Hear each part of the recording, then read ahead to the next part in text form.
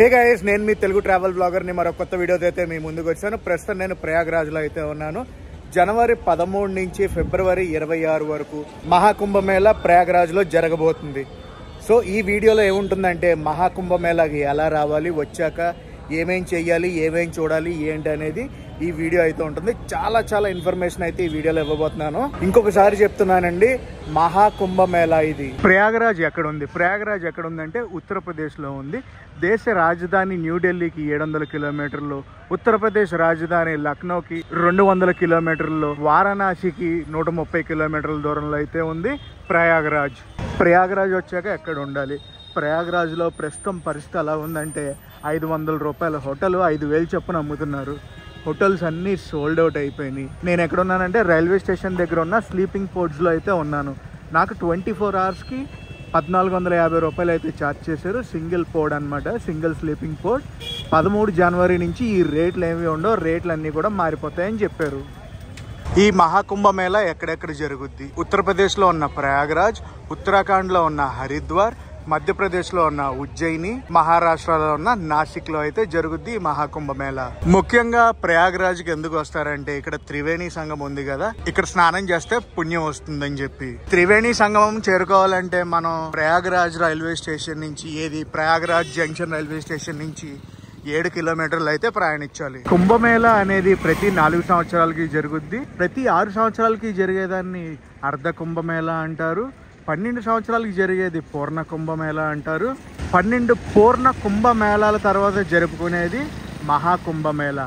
114 సంవత్సరాల తర్వాత అయితే వచ్చింది ఈసారి. ఇప్పుడు జరగబోయే మహాకుంభమేళాకి 30 కోట్ల నుంచి 40 కోట్ల మంది వస్తారని ఉత్తరప్రదేశ్ ప్రభుత్వం చాలా ఏర్పాట్లు అయితే చేసింది. ఆ ఏర్పాట్లలో నాకేమేం కనిపించాయో అన్ని కూడా మీకు చూపిస్తా. దూరంగా అవన్నీ కనిపిస్తున్నాయి చూడండి, అవన్నీ కూడా టెంపరీ అరేంజ్మెంట్సే ఈ మహాకుంభమేళా గురించే. ఆఖరికి మీరు చూస్తున్న బ్రిడ్జ్ కూడా ఇప్పుడు మీకు కనిపిస్తుందా, సెల్ టవర్, అది కూడా టెంపరీ సెల్ టవరే. అంతా టెంపరీ. ఇక్కడ ఓన్లీ మహాకుంభమేళా గురించే. ఈ నెట్వర్క్ టవర్లు ఇన్స్టాలేషన్స్ అవి జరుగుతున్నాయి. ఇంకా చాలా ఉన్నాయి నెట్వర్క్ టవర్లు ఇక్కడ. మహాకుంభమేళాలో యాక్టివిటీస్ చాలా అయితే ఉన్నాయి, వచ్చిన వాళ్ళు చేయొచ్చు. చాలాసేపు ప్రయాణం తర్వాత నేను సంగం దగ్గరికి అయితే వచ్చాను. సంగం అంటున్నాను కదా, త్రివేణి సంగం. గంగా, యమున, సరస్వతి నదులు ఇక్కడే కలుస్తాయి. అటుపక్క గంగా నది, ఇటు యమునా నది, సరస్వతి నది కింద నుంచి వచ్చి అక్కడ కలుస్తుంది అంటారు. అదిగోండి, అదే సంగం పాయింట్. ఇది సంగం ఘాట్. సంగం ఘాట్ దగ్గర మొత్తం గడ్డది వేసారు, అది మట్టి పైకి రాకుండా అనుకుంటా. ఇవన్నీ కూడా బోట్లు అనమాట. ఈ బోట్లో మనల్ని ఆ పాయింట్ దాకా తీసుకెళ్తారు, అక్కడ దాకా తీసుకెళ్ళి స్నానం చేయించి మళ్ళీ తీసుకొస్తారు. అరేంజ్మెంట్లు అయితే ఇప్పుడు చుట్టం మొదలు పెట్టాను నేను. ఇగోండి, ఇదంతా కూడా టెంపరీగా అరేంజ్ చేశారు. అలా బోట్లో అక్కడ దాకా తీసుకెళ్తారు. 30 కోట్ల నుంచి 40 కోట్ల జనం అంటే మామూలు మాటల. అసలు వీళ్ళు చేసిన అరేంజ్మెంట్ సరిపోతాయో సరిపోవో ఏం అర్థం కావట్లేదు నాకు. కానీ నేను రైల్వే స్టేషన్ నుంచి ఇక్కడ చేరుకోవడానికి మటుకు చాలా కష్టపడ్డా. ఎక్కడ పడితే అక్కడ ట్రాఫిక్ జాములు, చాలా దూరం నడిచి ఇక్కడికి వచ్చాను. ఇంకా మహాకుంభమేళా మొదలవకుండానే ఇన్ని ఇబ్బందులు అయితే పడ్డాను నేను. అసలు ఫస్ట్ ఆఫ్ ఆల్ సంఘం ఎక్కడంటే ఎవరికి వచ్చినట్టు వాళ్ళు సమాధానం చెప్తున్నారు తెలుసా. ఒకడు ఎలాగెళ్ళమంటాడు, ఒకడు అలాగెళ్ళమంటాడు, ఒకడు ఇదే అంటాడు. ఎవరి మాట వాళ్ళది, నోటికి వచ్చింది చెప్తున్నారు. పడిపోయేలా ఉన్నాడు ఏంటి ఓడి అమ్మా.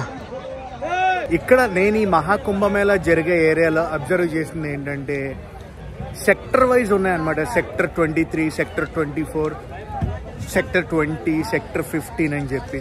నాకు తెలిసి ఆ సెక్టర్లోనే ఫుడ్, అకామిడేషను అలా టెంపరీగా సెటప్ చేసి ఉంటారని అనుకుంటున్నాను. ప్రయాగరాజ్కి ఎలా చేరుకోవాలి? ప్రయాగరాజ్కి మనకి డైరెక్ట్ ట్రైన్స్ అయితే వేశారు.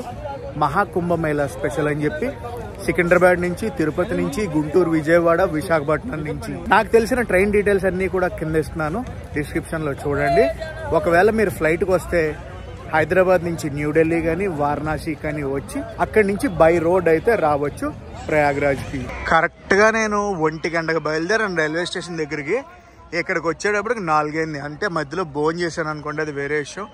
భోజనం చేసి ట్రాఫిక్ జామ్, నాకు ఆటోలు ఎవరు రానన్నారు. అక్కడి నుంచి మళ్ళీ నేను ఓలా బైక్ ని బుక్ చేసుకుని ర్యాపిడో బైక్ కి మారి చాలా కథ జరిగిందిలేండి. అదంతా జరిగాక ఇప్పుడు ఆఖరికి 4:40 నేను ఈ ఘాట్ దగ్గరికి అయితే చేరుకున్నాను. మధ్యాహ్నం బయలుదేరితే సన్సెట్ టైం కి అయితే వచ్చేసాను జాగ్రత్తగా. ఈ మహాకుంభమేళాకి ఎక్కడెక్కడి నుంచో జనాలు వస్తున్నారంట. మరి ఈ మహాకుంభమేళా జనవరి 13 నుంచి ఫిబ్రవరి 26వ తారీఖు దాకా జరుగుద్ది, 44 రోజుల పాటు. ఈ మహాకుంభమేళా 44 రోజులు జరుగుద్ది అని చెప్పాను కదా. ఇందులో కొన్ని ముఖ్య స్నానాలు చేసే రోజులు ఉన్నాయండి. అదేంటంటే జనవరి 14వ తారీఖు మకర సంక్రాంతి సందర్భంగా, జనవరి 29వ తారీఖు అమావాస్య సందర్భంగా, ఫిబ్రవరి 3వ తారీఖు వసంత పంచమి సందర్భంగా, ఫిబ్రవరి 26 మహాశివరాత్రి సందర్భంగా స్నానాలు ప్రత్యేకంగా ఇక్కడికి వచ్చి చేస్తారు. ఈ వీడియో చూసే వాళ్ళు ఎవరైనా మహాకుంభమేళాకు వస్తుంటే కొన్ని టిప్స్ అయితే చెప్తాను, పక్కాగా ఫాలో అవ్వండి. ఆటో వాళ్ళతో బేరం ఆడండి. కరెక్ట్ గా ఎక్కడ దింపుతున్నాడు ఏంటో అని పక్కన వాళ్ళతో ఒకసారి క్రాస్ చెక్ చేసుకోండి. చాలా మంది జాదుగారు, ఆనందగాళ్ళు, కేడిగాళ్ళు, పిక్ పాకెటర్లు గాళ్ళు ఎంతమంది ఉన్నారంటే అంతమంది ఉన్నారు. గవర్నమెంట్ ఎంత ఇనిషియేటివ్ తీసుకున్నా గ్రౌండ్ స్టాఫ్ ఉండాలి కదా, వాళ్ళు కూడా సీరియస్ గా తీసుకోవాలి. అప్పుడే ఏదైనా పని సక్రమంగా అవుద్ది.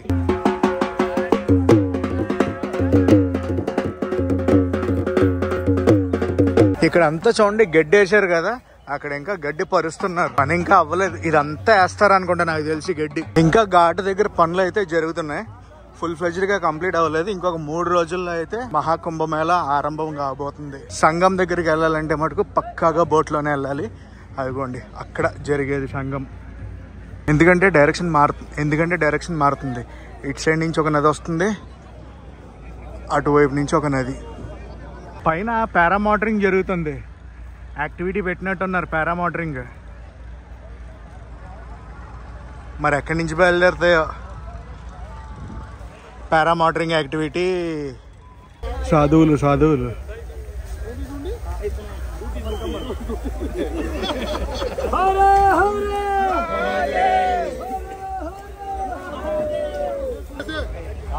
రకరకాల స్వామీజీలు అందరూ.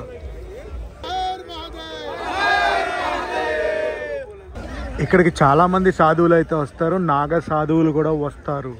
ఇప్పుడు మనం స్నానాల ఘాట్ చూసాం కదా, ఇది మెయిన్ ఘాట్.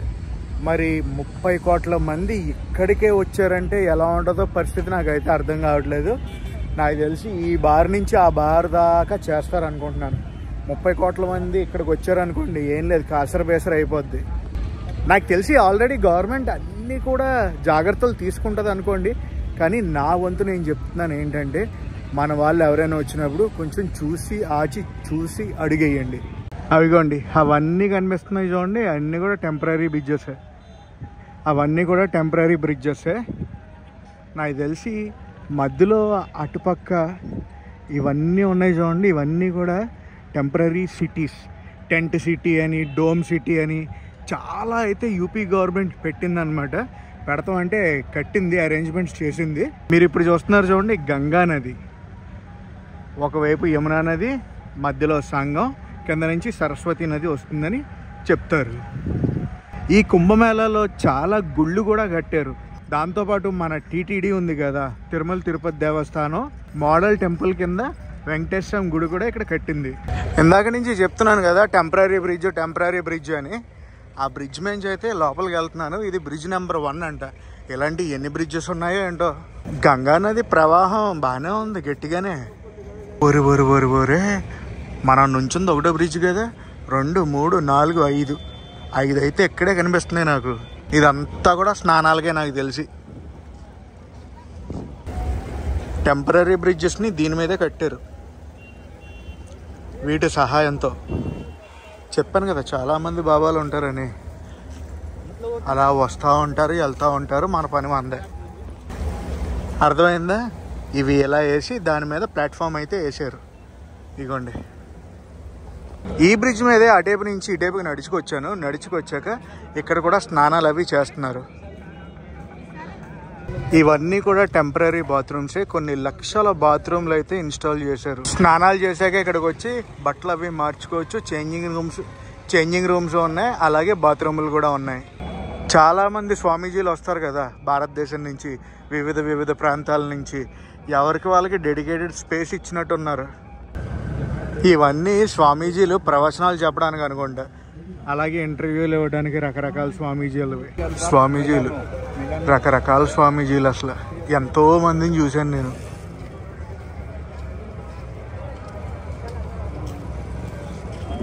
ఫారెన్ స్వామీజీలను చూపిస్తాను చూడండి, ఇదిగోండి.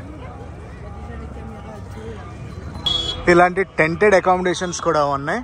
మనమైతే యూపీ గవర్నమెంట్ సైట్లో అయితే బుక్ చేసుకోవచ్చు. చూడండి, మహాకుంభమేళా మొదలవక ముందే ట్రాఫిక్ జామ్ అంటే ట్రాఫిక్ జామ్. ఈ ట్రాఫిక్ జామ్లో మన ఏపీఎస్ఆర్టీసీ బస్సు ఒకటి కనిపించింది నాకు. ఇదిగోండి మన APSRTC bus, dolphin cruise, Vijayawada depot బండి. ఇవ్వండి ప్రయాగరాజ్ మహాకుంభమేళా విశేషాలు. గైస్, ఈ వీడియోని అయితే ఎక్కడ ఎండ్ చేస్తున్నా. ఈ వీడియో ఎలా కనిపిస్తుందో కామెంట్స్లో చెప్పండి.